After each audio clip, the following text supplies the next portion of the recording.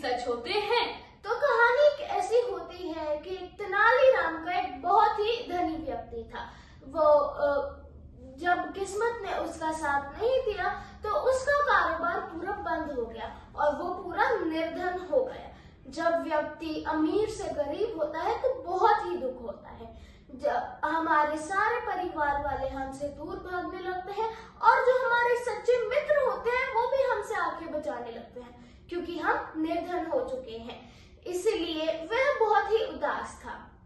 उसका दिल पूरी तरह टूट चुका था। धंधा शुरू करने के लिए उसके पास कोई पैसे नहीं थे और पुराना धंधा पूरा चौपट हो गया था।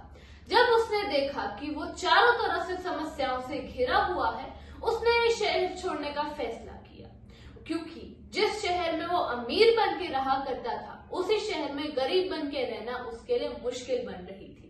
तो रात को ये सोच के सोने लगता है कि अगले दिन वो शहर छोड़ देगा, परंतु उसे एक सपना आता है जिसमें एक सन्यासी उसको कहता है कि पुत्र, तुम चिंता ना करो, मैं तुम्हारी सहायता करने के लिए तैयार हूँ।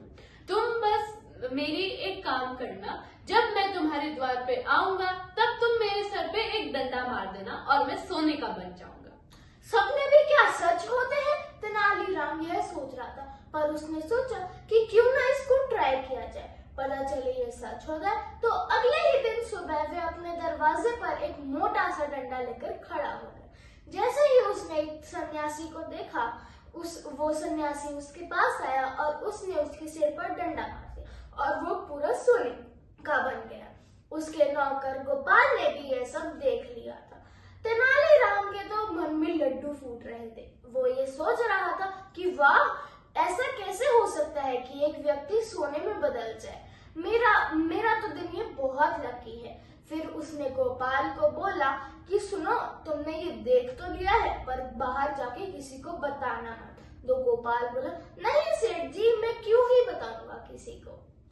गोपाल वहां से फिर चला जाता है, परंतु वो पूरे रास्ते यही सोचता रहता है कि अगर मेरा कंगाल सेठ रातों रात धनी बन जाए, वो भी सिर्फ एक सन्यासी के सर पे डंडा मारने से, तो मैं भी तो बन सकता हूँ। तो उसने अगले दिन वो अपने घर के सामने एक मोटा डंडा लेके खड़ा हो जाता है और एक सन्यासी का इंतजार करने लगता है।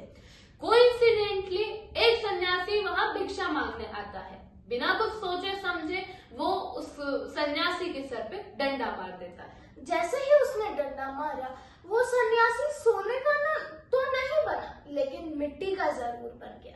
वह यह सोच रहा था, जब मेरा सेठ एक सन्यासी पर डंडा मारता है तो वो सोने का बन गया, पर ये मिट्टी का क्यों बना। जब राजा के पास ये बात पहुंची कि गोपाल ने एक सन्यासी को मार दिया है, तब उसने गोपाल को अपने कोर्ट में बुलाया। उसने पूछा, क्यों रे, तुमने एक भोले से व्यक्ति का क्यों कत्ल किया? तब गोपाल बताता है कि महाराज, मेरे सेठ ने भी एक सन्यासी के सर पे डंडा मारा था और वे सोने का बन गया। तब महाराज उस सेठ को बुलाते हैं और उससे पूछते हैं कि क्या एक सन्यासी के सर पे डंडा मारने से तुम इतने धनी बन गए? तब वो सेठ बोलता है, जी महाराज, परंतु वो सन्यासी रात को मेरे सपने में आया था और उसी ने मुझे ये करने को बोला था। बात अब साफ थी। गोपाल को मृत्युदंड दे दिया गया और सेठ को आदरपूर्वक घर पहुंचा दिया गया। इस कहानी से हमें यह सीख मिलती है कि बिना कुछ सोचे या समझे हमें कोई भी फैसला नहीं करना चाहिए, जैसे उस मूर्ख नौकर ने किया। तो अगर आपको हमारी वीडियो अच्छी लगे, इस वीडियो को लाइक, शेयर, सब्सक्राइब